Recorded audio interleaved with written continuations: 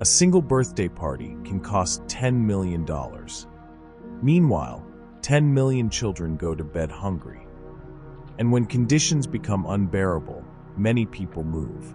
Migration happens for a reason. They are not tourists seeking to see the world.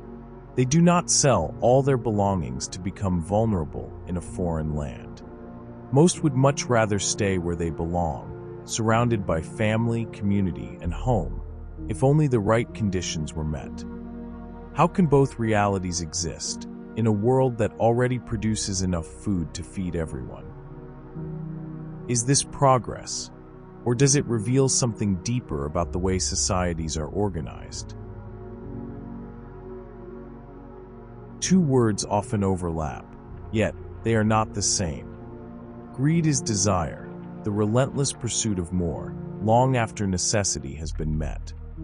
Corruption is action, the misuse of power or trust for personal benefit. One is the fire inside, the other is the smoke it produces.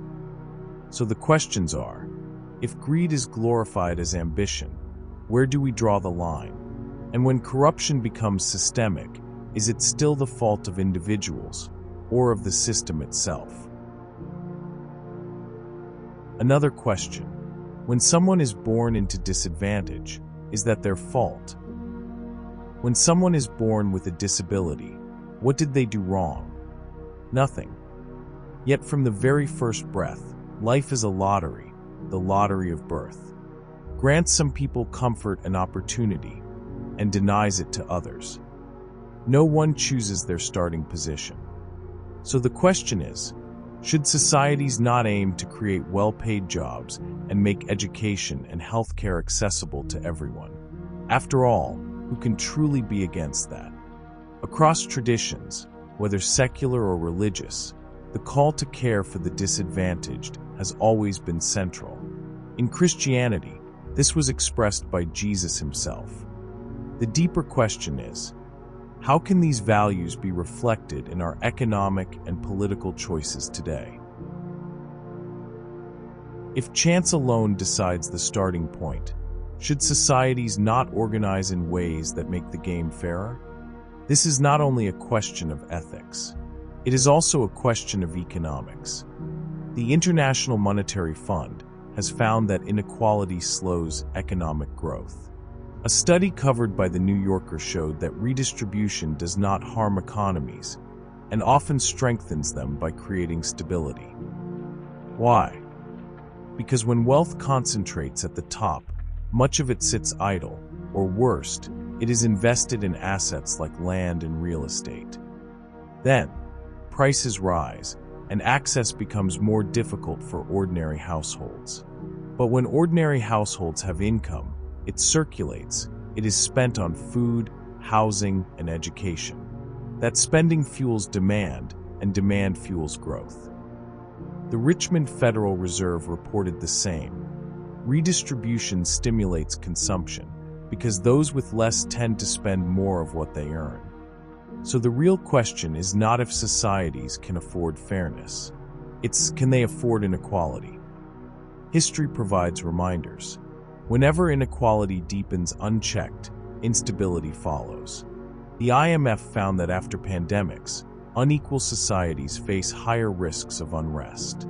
The International Labor Organization has shown that unemployment and inequality together increase the chances of social disorder.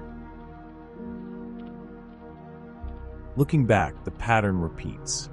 France in 1789, Russia in 1917, even the global financial crisis of 2008. When too many feel excluded, trust in the system collapses. So the question is inequality simply an ethical concern, or is it also a threat to stability itself? This is not about choosing one ideology over another. It is about balance. Different systems emphasize different values: innovation, ambition, fairness, protection. But evidence suggests that when outcomes are more equal, everyone benefits. In the spirit level, researchers Richard Wilkinson and Kate Pickett showed that societies with lower inequality are healthier, safer, and more cohesive. They experience lower crime, higher trust, better education outcomes, and longer life expectancy. So another question arises. If equality benefits not just the disadvantaged but society as a whole, even the wealthiest, then why resist it? Inequality is not only a moral dilemma, it is an economic inefficiency, and it is a political risk. The choice is not between wealth or fairness. The choice is whether societies pursue balance or allow gaps to widen until instability becomes inevitable. So perhaps the most important question is this: what kind of future do we want to create? One where wealth is locked behind privilege and chance, or one where dignity and opportunity are shared more evenly? The answer will shape not only prosperity, but stability itself.